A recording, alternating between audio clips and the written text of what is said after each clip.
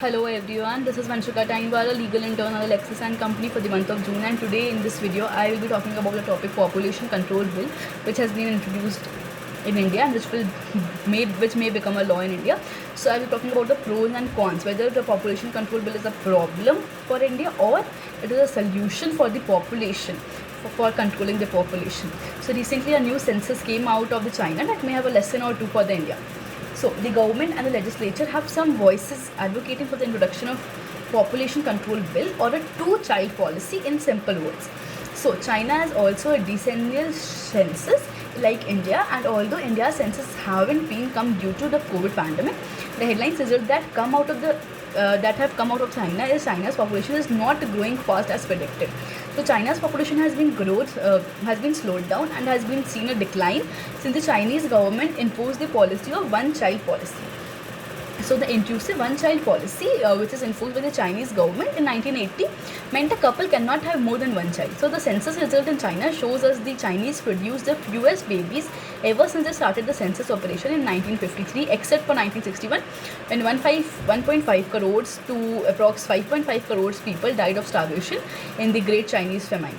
So China has seen several successive decline in the production of babies as a result in the 3 years. So China's current population stays at 141 crores. Though India's estimated current population is 138 crores, which means India's population will overshoot China's earlier than estimated. So these are not the good signs, especially when our country is already struggling to keep up the demands of the current population. So then why shouldn't there be a population bill introduced? So in India, several states such as Andhra Pradesh, Assam, Rajasthan, Odisha, Telangana, Rajasthan, they have enacted some form of the two-child rule, those seeking for elected offices or government offices. So there must be two-child present in order to seek for election or for government jobs. So ever since the independence, several PILs have been filed before the High Court and the Supreme Court. So in July 2019, the Rakesh Sinha introduced the population control bill in the Rajya Sabha. So the bill's aim is to keep the India's population under control. So on 7th February 2020, Anil Desai, a Shiv Sena member of parliament, he introduced the constitutional amendment bill of 2020 in the Lok Sabha on February 7, 2020, suggesting some changing the Article 47A of the Indian Constitution to be read as the state shall promote small family norms by offering incentives in taxation, employment, education, etc. to its people who keep their family limited to 2 children, and shall withdraw every concession from and deprive such incentives who are not adhering to such small family norms to keep the population control under control. So the 2020 bills introduces a two-child policy per couple in order to aim and incentive its adoption through various measures such as educational benefits, tax benefits, home loans, free healthcare, and better employment opportunity.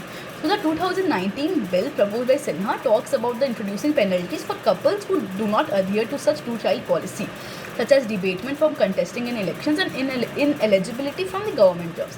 The question which remains unanswered here is the whether artificially trying to decrease population by law and by intimidation, coerciveness, and bullying behavior feasible for a complex society like India.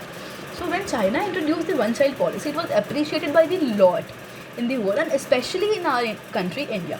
So however, the policy is said to have resulted in the formation of a strange society known colloquially as a dystopian society.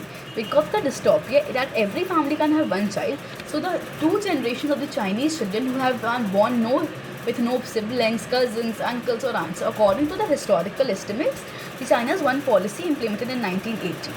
So the population decline currently is important for India, but it would be better if we planned with the help of economic growth, keeping in pace with the changing society.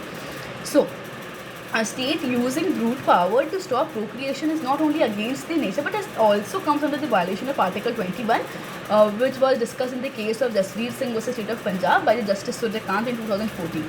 So on the other hand, India's average age is 28 years. So Chinese is currently getting older because they don't have same manpower and because their dependency ratio will also go up and put pressure upon their undefined pension system, on their public health system, on their old age care system, and when they old, there will be few young people to take care. So to address the retirement pressure and the pension systems have been changed in China. So If we consider all of this and realize that enforcing a policy that specifically deals with humans or nature, such will have consequences. It hasn't worked for China and it won't work for India. It also said that while India appears to be overcrowded, if we continue to develop and grow our economy, and if we continue to tax it correctly and spend it on the welfare, medical facilities and the primary healthcare, our people will become aware and they will produce fewer children as they have done for the past 50 years. So therefore the better way to control population is to do scientifically, socially, economically and in terms of development and not by law. So this was the whole video of relating to the population control bill. So hope you understood today's topic. In the next video I will try to cover up some recent topics relating to law only. Thank you for listening. Have a good day.